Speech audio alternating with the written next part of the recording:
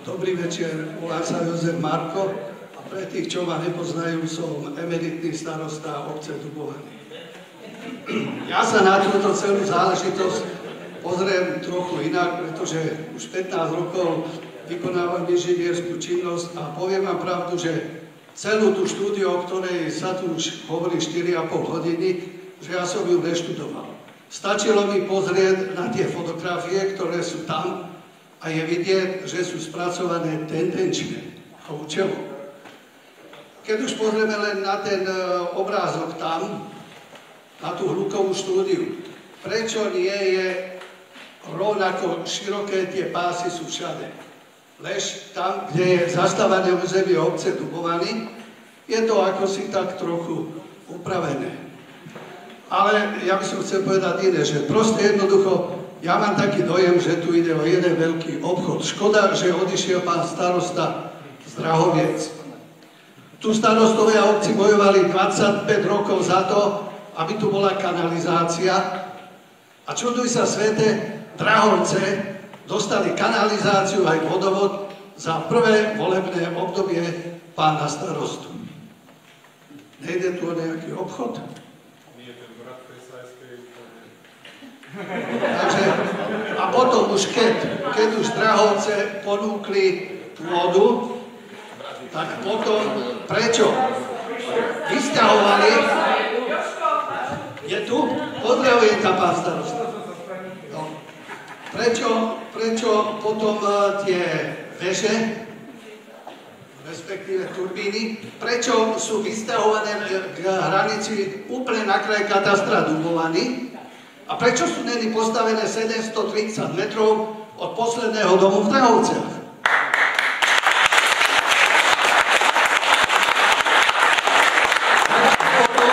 Potom samozrejme mi to pripomína paroplyn Malženice. Hovorí sa tomu paroplyn Malženice, ale je to na katastrálnom území Trakovice. A toto je presne to isté, tá parcela, kde má byť tá väža, myslím, že to je jednotka, alebo sedmička, to už nie je podstatné. To je tá drahovská parcela je vklínená do Dubovianskej. Medzi Dubovianské parcely. Takže v prvom rade projektant, keď niečo išiel robiť, tak mal vedieť, aha, tak tuto sme sú ohrozené Dubovany a nie Drahovce. A volá sa to Drahovce. Drahovce budú mať výhody z toho. A čo my? Vážení, a ja teraz položím nielen im otázku, túto pánom, alebo položím ešte otázku najskôr im. A jednotlivo by som vás poprosil, keby ste mi odpovedali, že ktorému z vás by sa páčilo, keby ste mali 730 metrov za záhradou turbínu. Nech sa páči po jednom. Keď ste doteraz vedeli vyprávať, myslím, že dokážete aj teraz odpovedať. Ja som opýtať, odkiaľ ste zobrali tých 730 metrov? Prosím? Odkiaľ ste zobrali tých 730 metrov? A koľko to je? Od záhrady. Tak, prepáčte, hlboko sa ospravedlňujem. Kilometr, nie? Není to kilometr. Ja som to pozeral na katastre, alebo na mape som to preveril. A ešte aká je otázka, na ktorú mám odpovedať? Že či by ste si to dali za záhradu v takej vzdialenosti? Áno, alebo nie? Po vzdialenosti koľko 900 metrov kľudne. Kľudne? Kľudne, samozrejme. Áno, nie? Ďakujem. Áno. A teraz...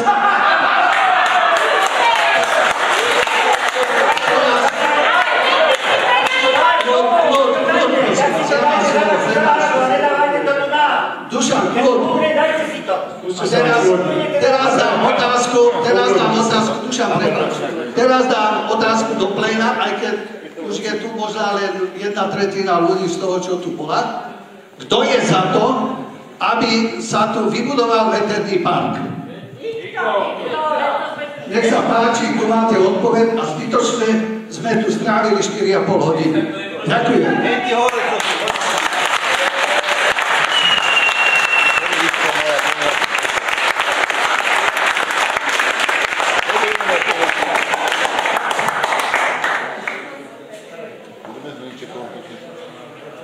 Nech sa páči, máte slovo.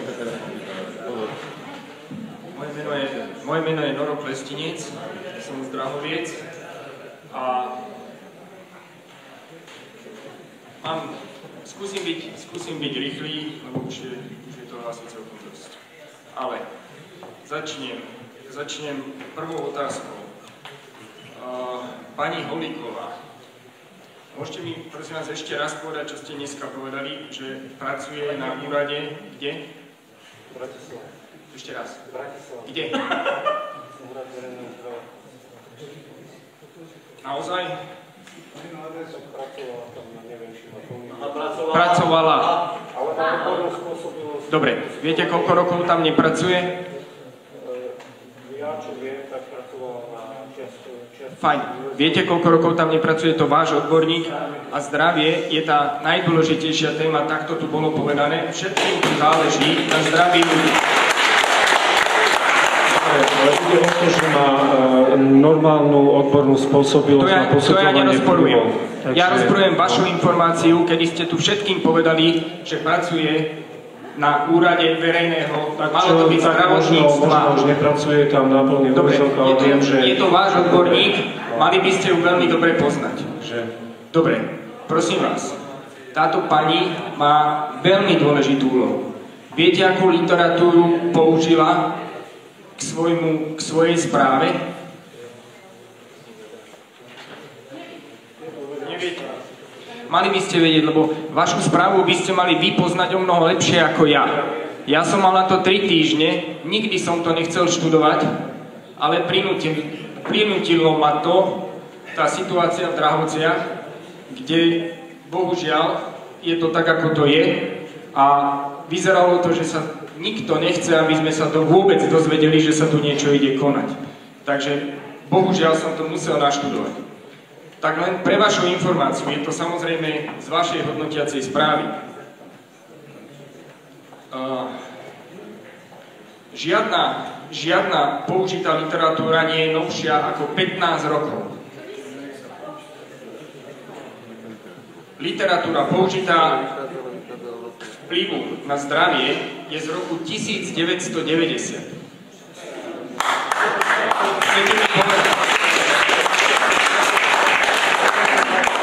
Nie je žiadna literatúra k infrazvuku a závery pani Holíkovej k infrazvuku sú absolútne irelevantné, pretože tvrdí, že infrazvuk nemá dôvod sa šíriť dovnútra budov. Absolútne neznalosť základných vecí, ktoré by mala vedieť posudzovať. Okrem toho, posledné 2 poznámky k pani Holíkovej. Nemám nič proti jej odbornosti. Naozaj nie. Nerozporujem jej odbornosť, hovorím fakty. Je možné, keď hovoríme o... Vy ste dneska povedali, že sa tu bavíme o potenciálnych zdravotných rizikách. Nebavíme sa o potenciálnych zdravotných rizikách, bavíme sa o reálnych zdravotných rizikách, kde bezpodmienečne mali byť posudzované rizikové skupiny obyvateľstva a bezpodmienečne mala byť spomenutá choroba, vibroakustická choroba, ktorá súvisí priamo s elektrárňami a je uznanou diagnózou. Toto je prvá téma. Druhá téma. Tento zámer beží od roku 2023. Musím to zopakovať, lebo podľa mňa to tu dneska neodznelo dosť dobre. V roku 2023 bola minimálna vzdialenosť od obývaných oblastí 3 km. Ako je možné, že v roku 2023 existoval tento zámer presne s týmto istým umiestnením, keď ste dneska povedali, že ten 1 kilometr prišiel do platnosti až v júni 2024. Používam vašu informáciu. Ako je to možné? Pretože zámer bol predložený, myslím, že na jar 23. Tá prvá verzia usmernenia, december 22 dokonca. Tá prvá verzia usmernenia prišla, myslím, v máji alebo v júni 23. Schválená bola 24. Ten zámer beží od marca 23 a táto mapka je v ňom. Dobre, nemusíte mi odpovedať. Že bol vypracovaný podľa tých aktuálnych noriem vtedy. nebol vypracovaný podľa aktuálnych noriem vtedy. Nejdem na nič narážať a nečakám vašu odpoveď, lebo tá odpoveď podľa mňa neexistuje. Skúste. Odpoveď už bola povedaná. Zámer bol predložený na ministerstvo decembri roku 2022. V tom čase neexistovala žiadna odstupová norma. Existovala 3 kilometre, prepáčte. Neexistovala. Môžem vám ju nájsť. To nie je norma, to je doporučenie. Pozor. Metodické usmernenie, aby to boli presne. Áno. Napriek tomu, dneska sa bavíme o tom, že nedodržiavate ani kilometr, ale hovoríme o 970 metrov. Nepotrebujem vašu odpoveď, ja svoju odpoveď mám. Nečakám vašu odpoveď, ale chcem, aby to ľudia počuli, pretože je to podľa mňa dôležité. Dobre, bonita pôdy, prosím vás. Dneska ste spomínali bonitu pôdy 1 až 4. Dobre som to počul? Áno. Dobre. Vo vašej hodnotiacej správe na strane ktorej? 32. Ja vidím, že bonita pôdy, kde budú stať všetkých 6 turbín, je 1 alebo 2, možno jedna turbína bude na bonite pôdy 6. Kde ste prišli, prosím vás, na bonitu pôdy 1 až 4 pri vašom dnešnom vyhlásení? To je to v zmysle zákona o ochrane poľnohospodárskej pôdy, kde sú chránené pôdy v bonitnej triedy 1 až 4. Nie. To je všeobecná formulácia. Tu je napísané, že hovoríme o bonite 1 až 9. Prosím? Tu je napísané, že hovoríme o kvalite pôde, kvalite 1 až 9 miestnej stupnice. Ale chránené pôdy v zmysle zákona o ochrane poľnohospodárskej pôdy sú v bonitnej triede 1 až 4, respektíve pokiaľ sa v katastri tieto bonitné triedy nevyskytujú, tak obec si môže sama navrhnúť určité pôdy ako chránené aj vo vyššej kategórii kvality. A toto, čo hovoríte, to 1.4 je všeobecná formulácia zo zákona o ochrane poľnohospodárskej pôdy, že 1.4, ale konštatujeme, že v Drahovciach je 1 a 2. Dobre, ale povedali ste 1 až 4, čiže minimálne je to zavádzajúce. Je to zavádzajúce, prepáčte, je to zavádzajúce. Tu je napísané 1 a 2, dneska ste vy ľuďom povedali 1 až 4. Samozrejme, 1 až 4, každý si predstaví 1 až 4. Ja hovorím, že je to 1 a 2. Ďakujem, nemusíte mi ďalej odpovedať. Ďalšia vec. V Drahovciach som sa vás spýtal, prečo je tam trvalý záber ornej pôdy. Pamätáte si, čo ste mi odpovedali? To už nie, ale vysvetlím vám. Rozdiel medzi dočasným a trvalým. Nemusíte mi vysvetľovať, ja som si to bol nutený naštudovať, ja to už dneska viem. Vtedy som to nevedel. Dočasný záber sa vydáva na 10 rokov. Áno. A pod cestami je, prosím vás, aký? Dočasný. Dočasný. Mal by byť dočasný, áno. Trvalý záber podľa toho... Ale cesty po 10 rokoch vy zlikvidujete, lebo je to iba na 10 rokov tá cesta, áno? Cesty sú tam... Na 10 rokov. By sa mali využiť tie, čo sú tam teraz. Nie. Čiže po 10 rokoch sa zlikvidujú, lebo tam je dočasný záber. Dobre. Môže sa ja požiadať o predĺženie. Ja vám skúsim povedať niečo. Vy ste mi povedali, že tá pôda sa vráti do pôvodného stavu. Znova mi to chcete povedať, že trvalý záber ornej pôdy znamená, že vy, keď skončíte činnosť, vrátite tú pôdu do pôvodného stavu? Toto, čo ste sa pýtali, tak na toto si pamätám, pretože som povedal na to, že ten, kto vydáva povolenie, stavebné povolenie, tak si dáva aj v zmysle zákona o ochrane poľnohospodárskej pôdy podmienky, čo s tou pôdou po odstránení stavby má urobiť. Dobre, čo s tou pôdou... Dostane to v podmienkach. Prosím vás, čo s tou pôdou po ukončení nie stavby, ale po ukončení vlastne projektu, po dožití projektu ste dostali ako pripomienku jednu zo 44 pripomienok, ktoré ste dostali zo životného prostredia a neviem, či chcete, mali by ste vy vedieť, jak bola formulovaná, verím tomu, že viete, ale vaša odpoveď je, že vy odstránite iba vrchnú časť toho betónu. A chcem vám povedať jedno, nie je možné vrátiť späť pôdu a zaradiť ju naspäť ako poľnohospodársku. Zostane vždy ako ostatná plocha. A to musíte vedieť. To naozaj musíte vedieť. To by som nemal študovať ja. Pokiaľ sa to zase v územnom pláne nezmení. Môže sa. Môžem dostať pomoc od odborníka, ktorý to vie. No viete čo, poviem vám to takto otvorené. Skúste... Dobrý večer. Predstavím sa Marek Hevier, občan obce Rakovice a zároveň aj vedúci pozemkového a lesného odboru okresného úradu v Piešťanoch. To, čo tu odznelo, nebolo celkom presné. Vysvetlím zákon o ochrane poľnohospodárskej pôdy. Tam, kde sa čosi ide postaviť, a má to tam ostať viac ako 10 rokov, je trvalý záber. Po 10 rokoch naďalej to ostáva, alebo teda od zastávania stále to zostane trvalým záberom. Dočasný záber je do 10 rokov s tým, že stavba bude odstránená. Takto sa povedzme povolovali fotovoltaické elektrárne. Na 10 rokov. Dočasný záber není možné predĺžiť, na to nemáme paragraf. Zariadenie staveniska, dočasné prístupové cesty k stavbe, to všetko je vec, ktorá buď sa robí dočasným záberom na 1, na 2 roky, na 3 roky, alebo keď to vieme, že to bude určite menej ako 1 rok, tak sa to dá použiť cez iný paragraf ako použitie poľnohospodárskej pôdy na dobu kratšiu ako 1 rok. To je povedzme v prípade tých káblov, ktoré sa ukladajú do zeme. Ale v každom prípade pri rozhodnutí o ochrane, pri vyňatí poľnohospodárskej pôdy pod takúto veternú elektráreň robí sa rozhodnutie o trvalom odňatí a nikdy sa neuvažuje s tým, že po ukončení životnosti tej stavby sa plocha navráti do poľnohospodárskej pôdy. To sa robí jedine v tom dočasnom odňatí, keď vieme, že, potrebujeme prístupovú cestu k nejakému dočasnému premosteniu, tak po 3 rokoch ju tú cestu vieme zlikvidovať.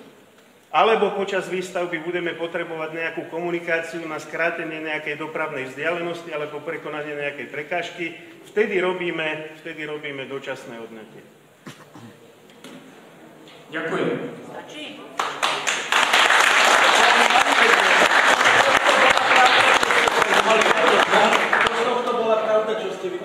Pardon, ešte jedna vec, čo sa týka tej kvality poľnohospodárskej pôdy.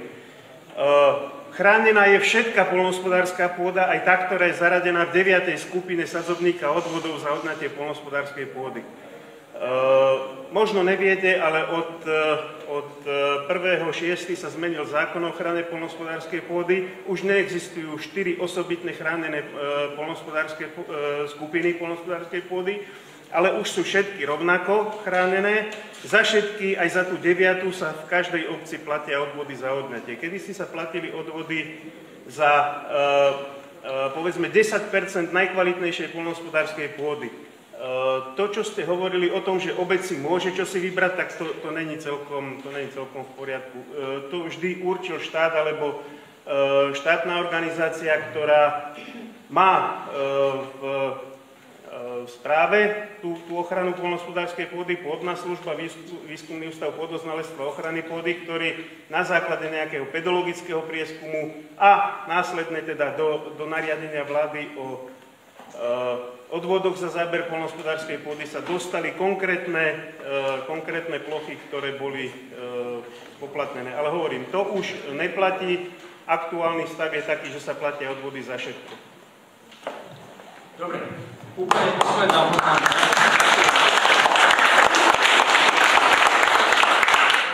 Musím sa znova vrátiť k vizuálnemu vplyvu na krajinu. Nikde neuvádzate, že hovoríme o významnom vplyve na krajinu a hovoríme o významnom vplyve na krajinu.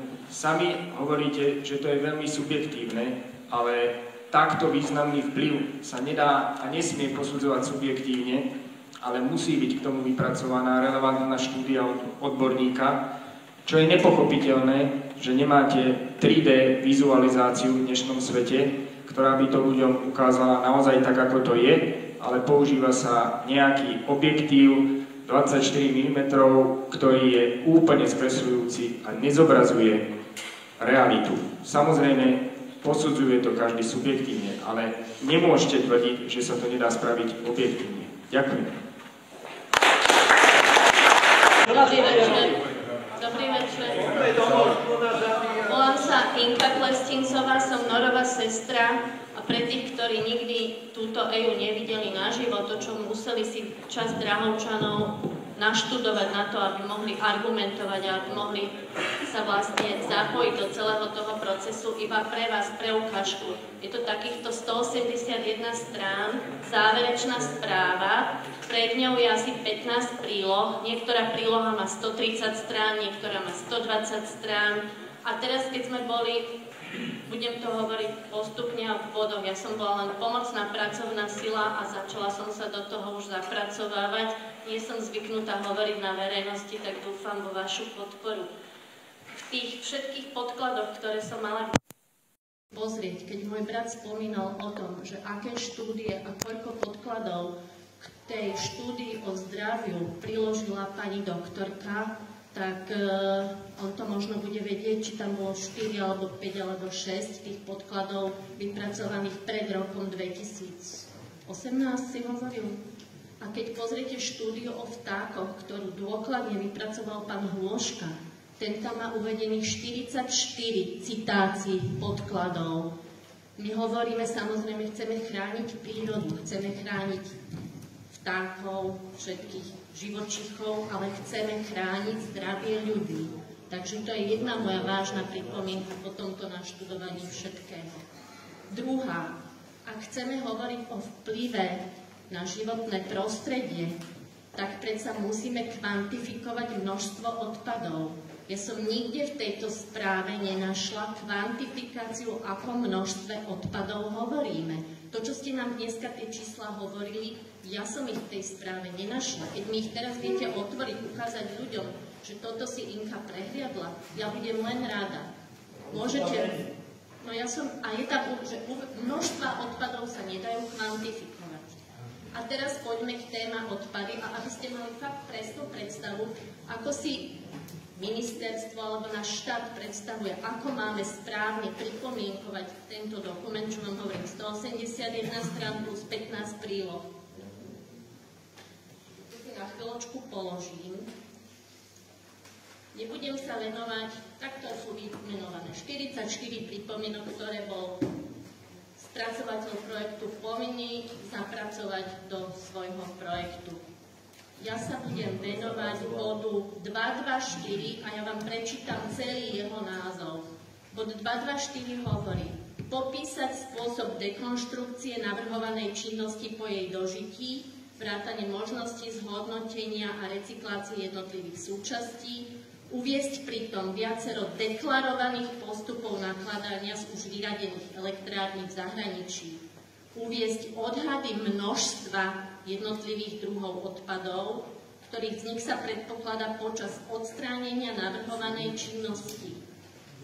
Odhadovaný čas dožitia, súlad uvedeného nakladania, toto netreba, opísať postup odstránenia, vypracovať návrh revitalizácie územia, respektíve spôsob uvedenia územia do pôvodného stavu, prípadne do stavu environmentálne vhodnejšieho, než je stav pôvodný. Dovolte mi prečítať moje laické pripomienky, ktoré som potom fakt 30-dňovom, ani nie 3-týždňovom intenzívnom, deň-noc, nechcete vedieť, koľko tí ľudia, čo Noro, môj brat a ostatní, koľko na tom strávili, koľko Janka sa snaží získať informácie o infrazvuku, koľko času ju trvalo osloviť tú pani Pereiru, porozumieť tomu. Ja keď som prvýkrát prišla po kontakt na pani Pereiru, zistila som, že je to odborníčka, ktorá má toľko štúdií, toľko informácií, toľko podkladov, toľko citácií, že to nie je v mojej moci sa tomu zorientovať.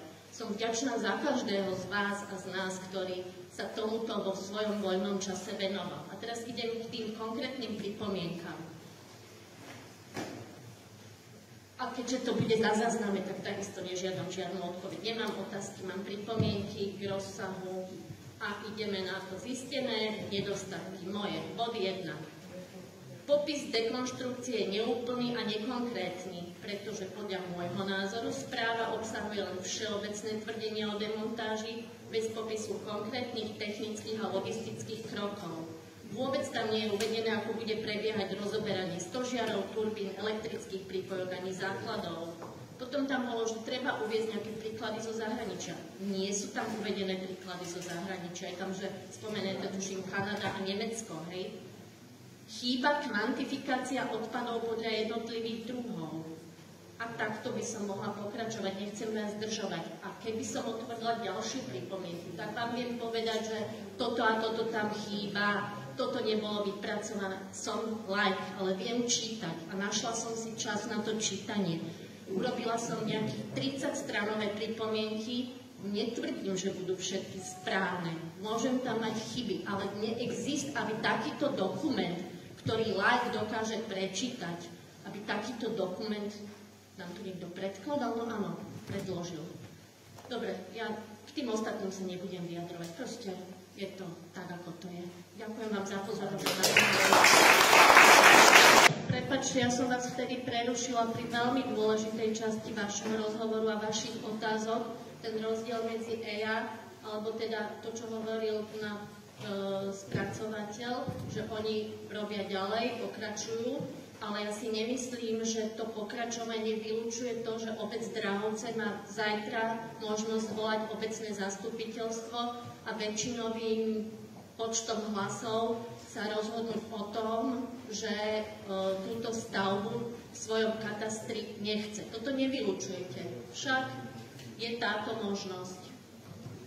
Na toto zasadnutie riešime otázku posudzovania vplyvu na životné prostredie. Tá možnosť je. To znamená, že na to ste tu všetci, na to sa tí Drahovčania tomu venovali.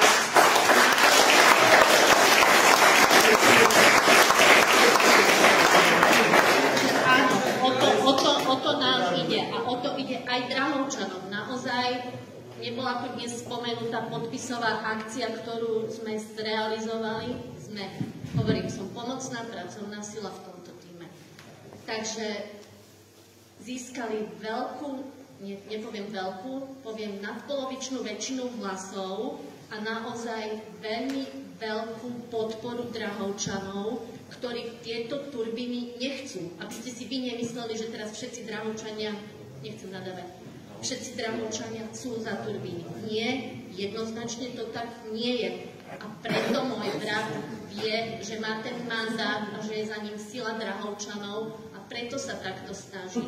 Ani on nie je typ, ktorý by išiel takto dobrovoľne do takéhoto, prezentoval by tu veci. Takisto ani Janko. Proste naozaj to robíme preto, aby tu tie turbíny neboli. Ešte raz ďakujem. Poslednú otázku, pani. Poslednú očakávam odpoveď. Áno, alebo nie. Berme to tak, že pani starostka zakončila. Áno, alebo nie. Poprosím. Sme avizovali, zakončila toto stretnutie. Pani, ale veď vy ste aj tak častokrát tie otázky sme široko. Poslednú otázku. Odpoveď áno, či nie. Môžem? V prípade. Teraz nastavím modelovú situáciu. V prípade, že poslanci obecného zastupiteľstva Drahovce odmietnú tento zámer uznesením, budete pokračovať? Áno či nie? Nebudeme odpovedať na modelové otázky. Ďakujem za pozornosť. Ďakujem za pozornosť. Tešilo ma, uvidíme sa na